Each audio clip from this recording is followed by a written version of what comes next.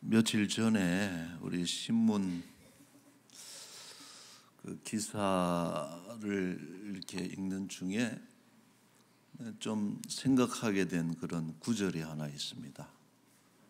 뭐냐면은 잃어버린 30년이다 하는 이런 표현을 봤는데, 이거는 뭘 여러분 말하는 걸까요?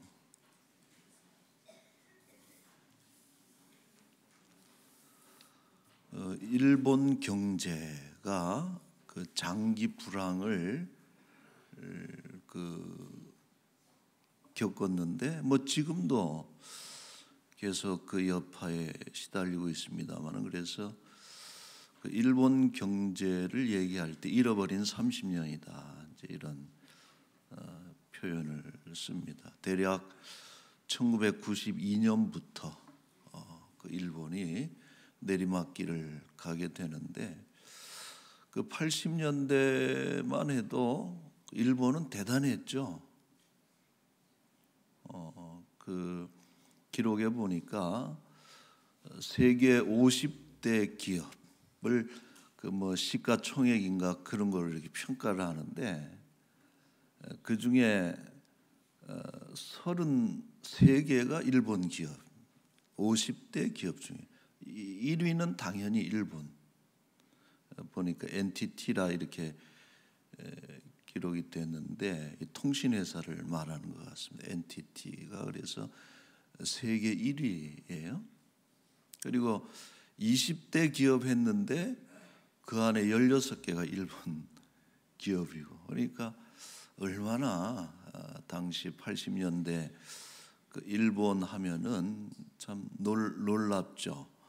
패전국 아닙니까? 2차 세계대전에 그 패전국으로 또 히로시마에 원자폭탄이 떨어져서 철저하게 파괴된 그런 국가였는데, 불과 뭐 몇십 년 사이에 세계 선두를 그 경제적으로 그 치고 나가는, 참 다들 놀라고 그랬는데, 이제 이 일본이 몰락을 했다는 것이죠. 그 1989년에 일본의 그 경제학자입니다. 데루오카 이스코라고 하는 여성 학자인데, 이분이 1989년도에 책을 하나 저술을 하는데, 풍요로움은 무엇인가라는 그 원제고, 우리나라에 번역돼서 들어온 한국어판은 부자나라 가난한 국민으로 이렇게 출판이 됐습니다. 그 책에서 이제 이 학자는 주장하기를, 일본은 경제 지표는 최고인데 정작 국민은 가난하다. 일본의 풍요는 사상 누각에 불과하다. 버블이라는 버블. 우리 거품 아시죠? 비누 거품 같은. 겉으로는 그 화려해 보이는데 그 속에는 후 하고 불어버리면은 아무것도 없는 그 거품과 같다. 예를 들면서 이 부동산 버블, 부동산이나 그 주식이나 이런 것들이 가장 그 지표가 되지 않습니까? 근데 그때 말이 도쿄, 동경의 집값을 다 합치면은 미국을 살 수 있다. 이런 말이 할 정도로 그 동경 집값이 엄청. 여러분 도쿄 가보신 분들은 아시겠지만은 집들이 작거든요. 일본 집들이 뭐 이제 지진 때문에 이제 그렇다 그러는데, 근데 그렇게 좁은 평수인데도 집값이 엄청 비싸서 뭐 나라는 잘 산다 하고 또 기업들은 막 그러는데, 일본 사람들은 정작 시민들은 참 가난하다. 이런 그런 경고를 1989년도에 그 책을 통해서 베스트셀러가 되고 뭐 한 70만 권 이상 팔렸다 그러니까 대단히 많이 팔렸는데, 그러나 정작 일본 주류 사회는 이것을 흘려들었다는 거예요. 그런 경고에 대해서 흘려듣고 바로 그냥 그 다음에부터 일본 경제가 이제 내리막길 지금까지도 그 회복되지 않는 이제 장기 불황에 들어갔는데, 자, 이분이 그 데루오카라고 하는 분이 올 봄에 그 한국을 그 어디서 초청을 해서 오셨는데 연세가 96세나 되는 그 노령인데 와서 어느 그 대학인가 하여튼 신문사 주최로 특강을 하는데 그런 얘기를 하는 거예요. 한국이 지금 꼭 그렇다. 그래서 섬찟하죠, 여러분, 그런 게. 근데 참 일리가 있는 게 뭐냐면은 지금 한국 사회의 그 소위 버블이라고 하는 것은 심각합니다. 거품. 우리가 어려운 한자말로 외환내빈이다 이런 표현을 쓰는데 겉은 번지르한데 속은 빈 강정과 같은 이런 모습이 아마 그 뭐 일본 그분이 뭘 알겠어요. 그러나 어떤 경제적인 그런 안목을 가지고 그런 얘기를 하지 않았겠어요. 그래서 좀 경종이 되는. 제가 그 신문에서 요 내용을 문구를 좀 발견했는데 이분이 그 책에서 조언을 그렇게 했습니다. 뭐냐면은 눈앞의 것이 아니라 근본적인 것을 생각해야 된다. 눈앞의 것이 아니라. 그래서 경제는 중요한 얘기를 하더라고요. 경제는 돈을 위해서 있는 것이 아니라 사람을 위해서 있는 게 경제다. 이런 이야기를 하는데 참 공감이 됐고, 한국 사회가 지금 좀 어떤 그런 거품이 너무 심각하지 않은가. 한국 교회도 마찬가지고. 그런 것을 우리가 간과할 때 우리는 일본의 전철을 밟을 수밖에 없다. 잃어버린 세월. 한번 넘어지면은 몸집이 크면은요, 작은 사람들은 넘어졌다가도 발딱발딱 일어나는데 큰 사람들은 일어나기가 힘듭니다. 그러니까 우리 연세 드신 전도에 가보면 잘 안 앉으려고 그래요. 바닥에 못 일어나니까. 예? 그래 다 의자에 앉으시고 이러는데, 그래서 참 경고를 삼아야 되지 않을까 이런 생각을 하고, 오늘 그 송년주일 우리 한 해를 마무리하면서 이 데루오카의 말처럼 우리 가운데 좀 근본적인 것을 우리가 좀 잃어버린 것이 없는가 하는 이런 좀 성찰을 해보고자 합니다. 자, 본문을 이해하는데 사무엘상 7장을 이해할 때 중요한 이슈가 있어요. 주제가 뭐냐면은 그것은 언약궤의 행방이다. 언약궤는 어디에 있었는가 하는 이런 것이 중요한데, 여러분 언약궤는 뭡니까? 하나님의 보좌예요. 하나님이 앉으신 그 자리가 그게 언약궤이고 하나님의 임재를 상징하는 것이 언약궤고, 이스라엘이 그 출애굽하면서 제일 먼저 만든 게 성막이고 성막의 그 지성소의 유일한 성물이 언약궤라는 것이죠. 그래서 광야 40년 동안에 그 이스라엘 진영 200만 12지파의 그 진영의 중심에 항상 성막이 위치해 있고, 그 성막 위에는 불기둥, 구름기둥으로 해서 하나님의 임재를 보여주는 중심이죠. 그리고 가나안 땅에 들어와서는 이 성막이 실로에 위치합니다. 지명이죠.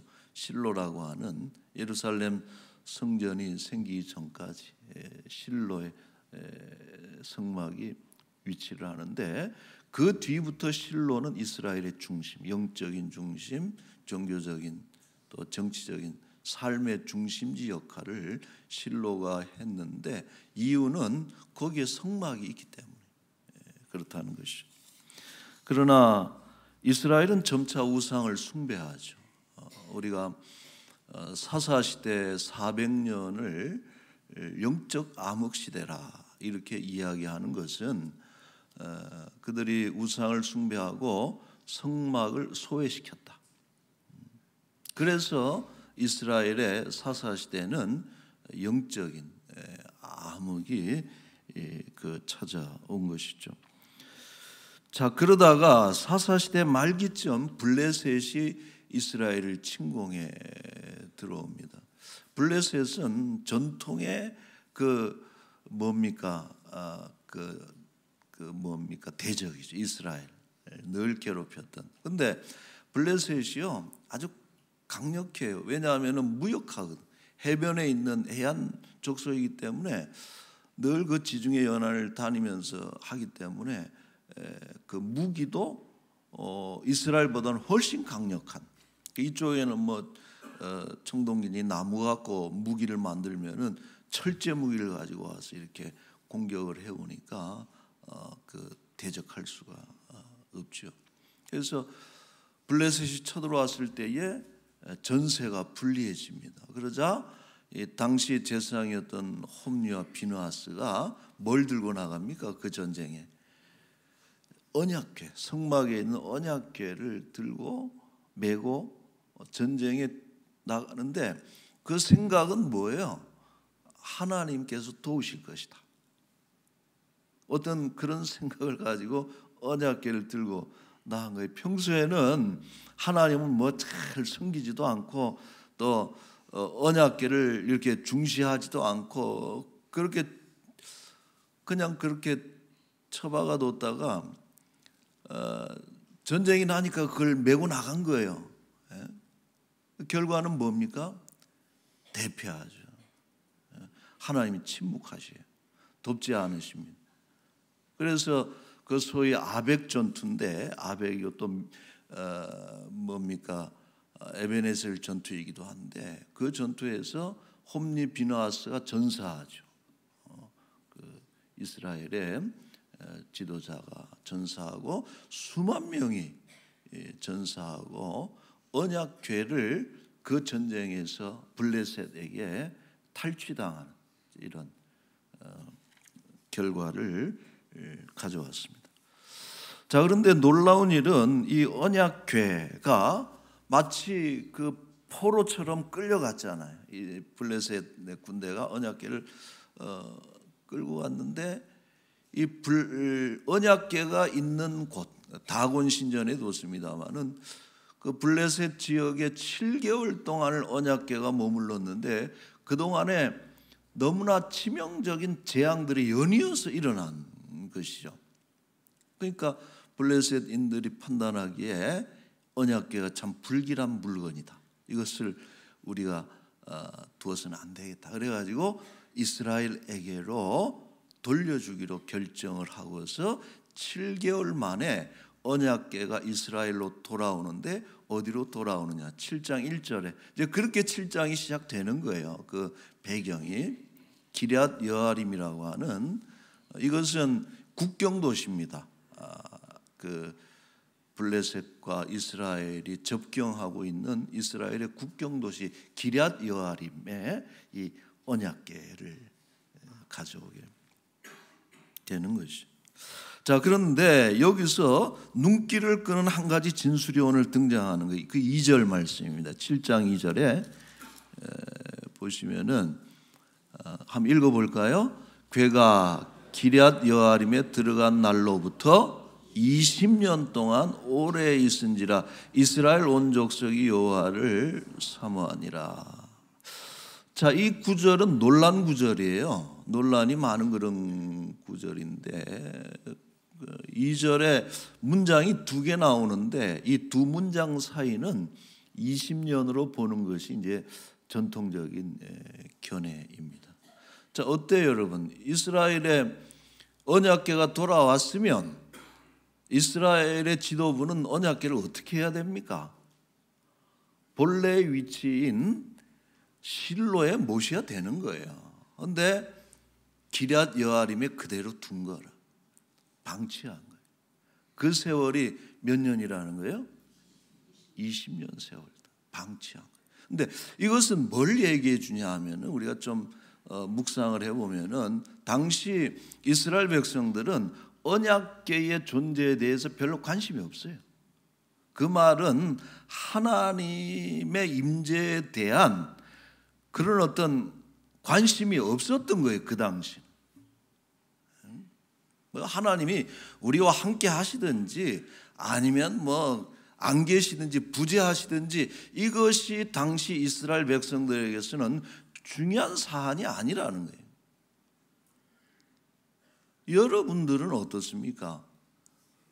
하나님이 우리에게 임재해 계시는 것이 중요해요? 안 중요해요?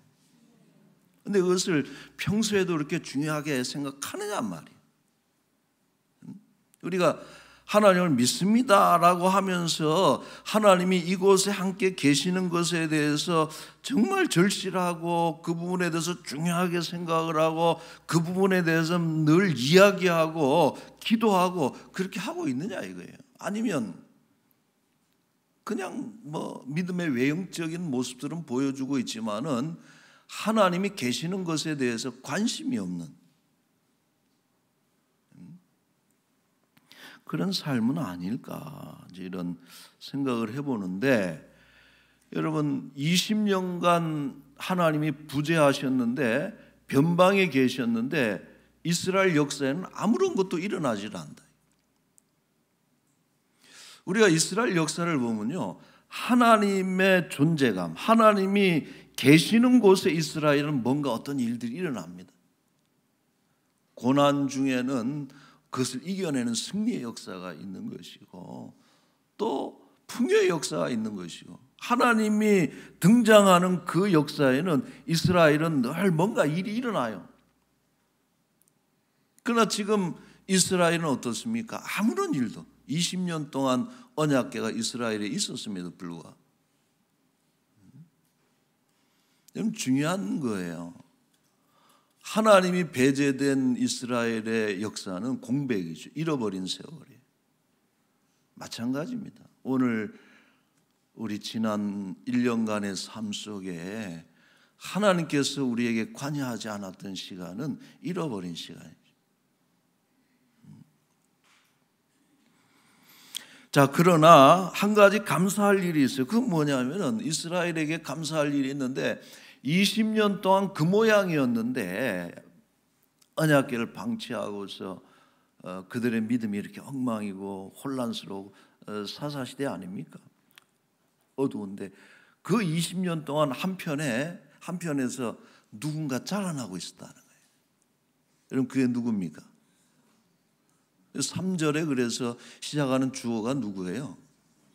사무엘이 자라나고 있었다. 그거는 너무나 감사할 일이죠. 그는 태어나자마자 나실인이 돼서 성막을 섬겼는데 어느새 훌쩍 20년이 지나서 성인이 됐는데, 그가 20년이 지나면서 변하지 않았다는 것이죠. 어느 날 20년이 지난 어느 날 사무엘이 3절 말씀이 그거예요. 이스라엘 백성을 향해서 아주 준엄한 메시지를 하나 말하죠. 하나님께서 주신 말씀이죠. 3절에 같이 한번 읽어볼까요? 사무엘이 이스라엘 온 족속에게 말하 이르되 만일 너희가 전심으로 여호와께 돌아오려거든 이방 신들과 아스타로스를 너희 중에서 제거하고 너희 마음을 여호와께로 향하여 그만을 섬기라. 그리하면 너희를 블레셋 사람의 손에서 내시리라. 아멘. 여러분 이 사무엘의 메시지의 핵심은 뭐예요? 전심으로 하나님께 마음을 바쳐라. 전심으로. 마치 데루가의 어떤 그런 경고처럼 이스라엘의 어떤 문제를 지적한 글이죠. 전심으로 오직 그만을 섬겨라. 이스라엘이 여러분 그 말을 들었을까요? 안 들었을까요? 예? 그 4절에 보면 뭐라 그래요? 이에 이스라엘 자손이 바알들과 아스타롯을 제거하고 여호와만 섬기니라. 놀랍죠? 이게 사무엘의 말이 먹힌 거예요. 그것은 뭘 의미하고 있냐면은 사무엘이 키만 자라고 나이만 자라난 것이 아니고, 우리는 그의 행적을 알 수 없지만은 20살이 20년이 넘어서 성이 되었을 즈음에 이 사무엘이 영향력 있는 인물로 자라났다는 거예요. 그 4장에 보면 그런 얘기가 이제 나오는데, 하나님께서 사무엘의 말을 하나도 땅에 떨어뜨리지 아니하셨다. 사무엘이 이스라엘은 망해가고 이스라엘은 장기 불황에 시달리고 혼란 속에 있는데 사무엘은 그 가운데서 잘 자라나고 있었다라고.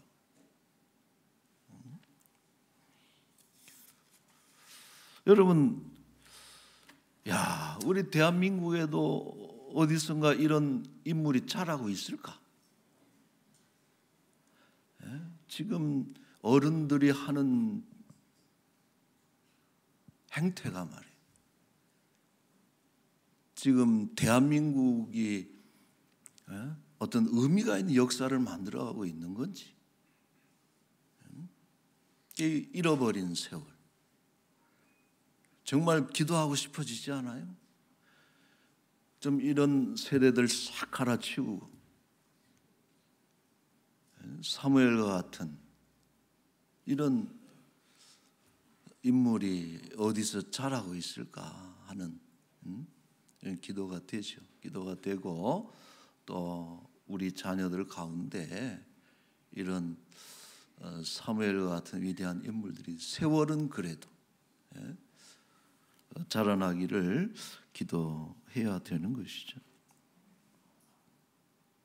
자, 사무엘은 이스라엘 총회를 소집을 합니다. 이제 메시지를 던지고 또 총회를 소집을 하고, 그래서 모인 곳이 어디냐면 미스바에서 모이죠. 미스바에서 모여서 금식하고 회개하고, 이른바 미스바 대성회, 미스바 부흥회를, 여러분 부흥이 그런 거예요. 부흥이 뭐냐? 다시 한번 흥해보는 것이, 옛날에 잃어버린 세월을 회복하는 거죠. 미스바 부흥회를 가졌어요. 근데 이 부흥회를 가지는 동안에 블레셋이 또 쳐들어온 거예요. 역시 강한 군대 아닙니까? 20여 년이 흘렀는데 동일한 장소에 또 블레셋이 쳐들어온 거예요. 20년 전에는 패했어요. 언약궤를 뺏겼어요. 그런데 이번에는 이스라엘 백성들이 부흥회 중에 군대가 쳐들어왔으니 적군이 두려워하면서 겁을 집어먹고 누구만 쳐다보느냐? 사무엘만 쳐다보고. 일종의 여러분 시험대죠. 사무엘이 어떻게 했습니까? 당황하지 않고 하나님께 번제를 올리고, 먼저, 그리고서 하나님께 부르짖었다 그랬어요. 간절히 주여 이 나라를 지켜주시옵소서, 블레셋을 물리쳐 주옵소서, 도와주시옵소서 하고서 부르짖을 때에 하나님께서 일하신 거예요.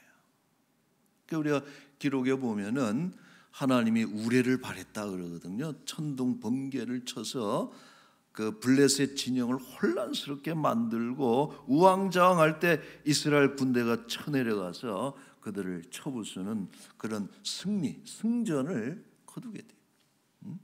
여러분 20년 전에는 그 장소입니다. 그 장소에서 크게 패했어요. 수치의 장소죠. 그러나 지금은 승리를 한 거예요. 승전한 거예요. 차이가 뭡니까?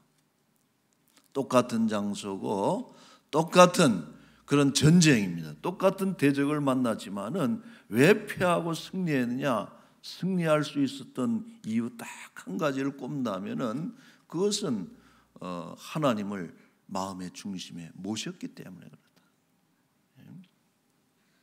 그때는 그냥 명목상에 겉으로만 언약궤만 들고 나갔지만은 지금은 전심으로 미스바 대성회를 통해서 회개하고 금식하고 하나님을 마음의 중심으로 모시면서 하나님을 구할 때에 그때 하나님이 일하신 거예요. 침묵하지 않고. 여러분, 하나님이 우리를 위해서 일하시면은 우리는 우리에게 대적할 자가 없고 우리는 승리하는 그런 민족이 또 백성들이 될 수가 있는 것이죠. 여러분 믿습니까?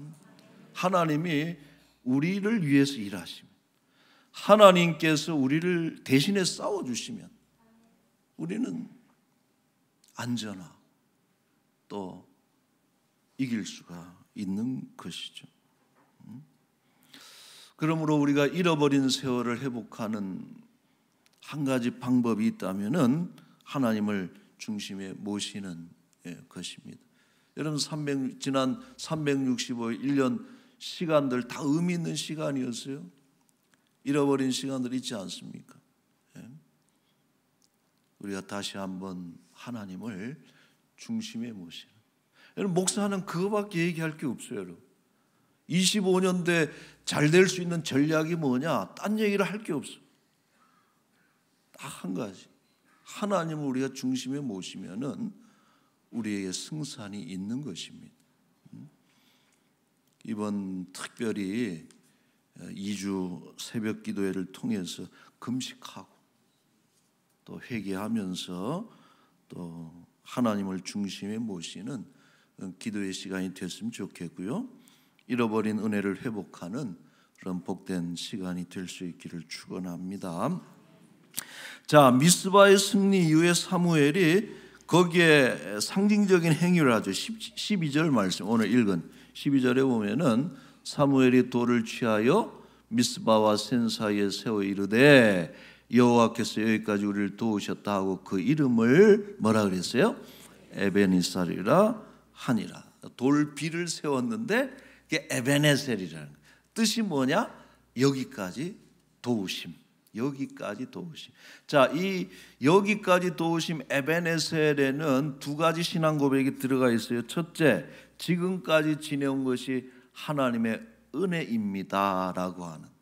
그래서 그 승전의 공로와 찬양을 하나님께 올려드리는, 여러분 우리도 이 연말에 돌비 하나, 마음의 돌비 하나 세우면서 지금까지 살아온 것, 숨쉰 것 모든 것이 하나님의 은혜입니다 고백하면서 영광을 올려드리시기를 바랍니다. 두 번째, 여기까지 우리를 도우셨으니 이후에도 도우실 것이라는 믿음 있는 거예요. 고린도후서 1장 10절 시작.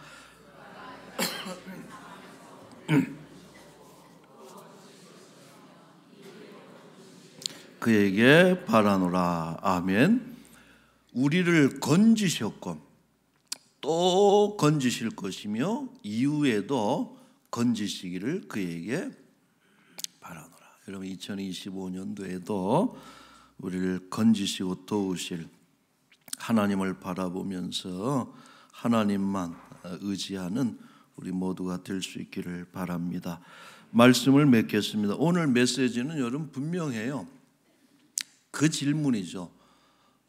하나님이 변방에 있느냐 여러분의 중심에 있느냐라고. 어디에 계십니까? 한쪽에 그냥 성경책 던져놓듯이 하나님 한쪽에 그냥 모신다는 표현도 못하죠. 한쪽에다 그래놓고 있지는 않은지. 하나님을 변방으로 보낼 때 많은 것들을 상실합니다. 교회도 마찬가지. 이것저것 가져보지만은 다 거품입니다. 그러나 하나님을 중심에 모실 때 하나님은 우리를 위해서 일하시고 통치하시고 모든 것을 회복하시고 우리 인생의 의미를 가지게 되는 것입니다. 오늘처럼 또 에베네셀의 그날처럼 우리 마지막 날, 우리 인생의 마지막 날에도 이 에베네셀의 돌비를 세우면서 감사로 우리 인생을 마무리할 수 있는 그런 복된 인생들이 되시기를 축원합니다. 아멘. 자, 오늘 이 노래 꼭 부르고 싶어요. 복음성 같이 한번 부르고 우리 찬양했으면 좋겠습니다.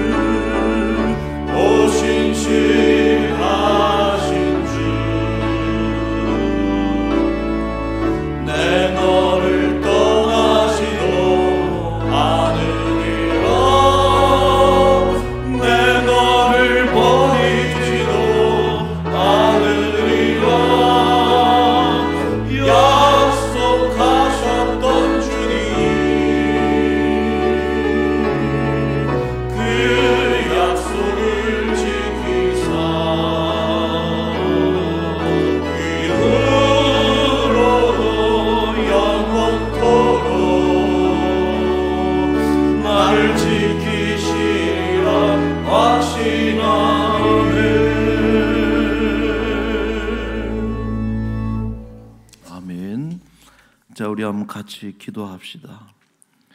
하나님, 한 번도 우리를 실망시키신 적이 없습니다. 우리를 떠나신 적도 없습니다. 그러나 우리가 하나님을 중심에, 우리 삶의 중심에, 생각과 마음의 중심에, 우선순위의 중심에 우리 하나님 놓지 못하고 모시지 못하고 변방에 어느 날은 마치 계시는가조차도 인식도 하지 못하면서 살았던 그 세월들이 때로는 우리의 삶 속에 잃어버린 세월이 되는 것이고, 이것을 우리가 회복하기 위해서는 다시 한번 금식하고 회개하고 또 하나님을 사모하고 하나님 우리 마음 중심에 모시는 것이 필요하겠다 생각을 합니다. 너를 떠나지 않을 것이다, 버리지도 않을 것이다 약속하신 약속의 하나님, 약속을 의지하며 평생 우리 하나님을 내 마음 중심에 모시고 살아가리라 다짐하는 이런 시간이 됐으면 좋겠고요. 또 회개했으면 좋겠고, 이제 2주간의 특별 새벽 기도회를 통해서 우리의 심령이 회복되고 살아나는 그러한 제 위치로 돌아가는 그런 부흥이 우리 가운데 일어날 수 있도록 우리 한번 기도했으면 좋겠습니다. 기도하겠습니다. 거룩하신 우리 하나님 아버지, 자비하신 우리 아버지 하나님, 지난 1년도 이제 돌이켜보니까 어느덧 이렇게 흘러서 마지막 주일이 됐고, 이제 이틀 뒤에는 마지막 날이 오는데 참으로 후회하는 것도 많고 또 아쉬운 것도 많은 것은 하나님, 내 삶에 잃어버린 시간들, 사라져버린 그런 시간들, 하나님이 계시지 아니함으로 인해서 우리가 아무것도 아닌 그런 인생들이었음을 생각하며 회개합니다. 아버지 하나님, 감사함으로 사무엘과 같이 에베네셀에 돌비 하나 세우고 지금까지 도우셨음 감사드리고, 앞으로도 이후로도 하나님께서 우리와 함께 하심을 믿습니다 고백하면서 아버지, 우리 남은 생애 2025년도도 그렇게 달려갈 수 있도록 주여 은혜를 베풀어 주시옵소서. 주여 용서하여 주시고, 아버지 하나님 깨닫게 하여 주시고, 아버지 모든 우상과 아버지 잘못된 것들 제거하고 오직 하나님만 우리 마음 중심에 모시는 우리 모두가 되게 하여 주시옵소서. 자비하신 하나님 아버지, 우리 지나온 1년간 시간들을 돌아볼 때에 너무나도 감사드립니다. 미스바에 세웠던 기념비 하나처럼 2024년도를 마무리하면서 이런 감사의 기념비를 우리 마음에 세우고 또 새해를 맞이하게 하여 주옵소서. 내가 한 것 같았지만 다 하나님이 하셨음을 고백하며 하나님 영광 받으시기를 소망하고, 2025년도에도 내 너를 떠나지 않고 버리지 아니하리라 주셨던 약속의 말씀을 의지하며 하나님만 모시고 우리 마음 중심의 모든 우상들, 욕심들, 또 세속적인 그런 죄악들 다 제거하고 금식하고 회개하고 오직 뉘우치고 돌이킴으로 인해서 하나님을 중심에 모심으로 모든 것이 회복되는 그런 은혜를 더하여 주옵소서. 아버지 하나님, 이제 2주간 특별 새벽 기도회를 우리가 또 연말연시에 좋은 시간입니다. 우리 이 시간을 통해서 하나님을 간절히 찾는 그런 시간, 부흥의 시간, 그로 인해서 잃은 것을 다시 한번 회복하게 되는 놀라운 역사와 기적이 일어나는 복된 시간들로 되게 하여 주옵소서. 감사합니다. 우리 올해 마지막 송년 주일인데 52주 동안에 참 도와주시고 함께 하신 하나님 너무나도 감사드리었고, 또 새해를 바라볼 때 더욱더 예수님만을, 우리 하나님만을 마음 중심에 모시고 살아가리라 다짐하는 이 연말이 되게 하여 주옵소서.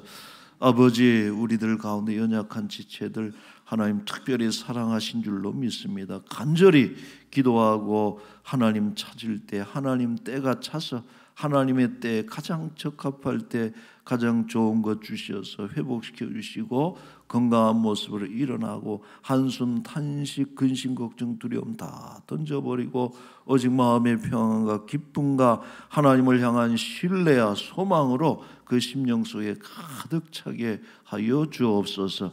어딘가에 사무엘이 자라나고 있을 것처럼 하나님 이 나라에도 내일을 볼 수 있는 새로운 세대가 하나님 생겨날 수 있도록 주의 은혜를 베풀어 주옵소서. 이 한 주간도 우리와 동행하시기를 소망하며 예수님의 이름으로 기도하옵나이다.